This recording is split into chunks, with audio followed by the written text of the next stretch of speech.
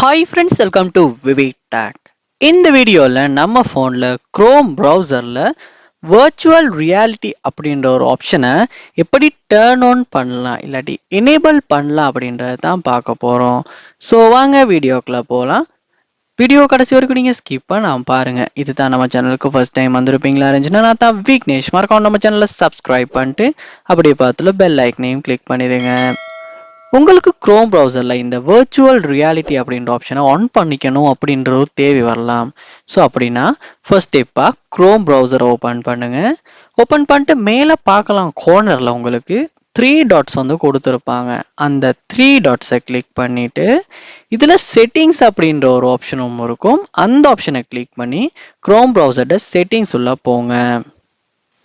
Settings உள்ள போனதுக்கு பிறகு செட்டிங்ஸை கீழே ஸ்க்ரோல் பண்ணுவீங்களா இருந்துச்சுன்னா அட்வான்ஸ்ட் அப்படின்றதுக்கு கீழே சைட் செட்டிங்ஸ் அப்படின்ற ஆப்ஷனை பார்க்கலாம். உங்களால் அதை கிளிக் பண்ணுங்க. கிளிக் பண்ணதுக்கு பிறகு இங்கேயுமே கீழே ஸ்க்ரோல் பண்ணுவீங்களா இருந்துச்சுன்னா வர்ச்சுவல் ரியாலிட்டி அப்படின்ற ஒரு ஆப்ஷன் ஒன்று இருக்கும்.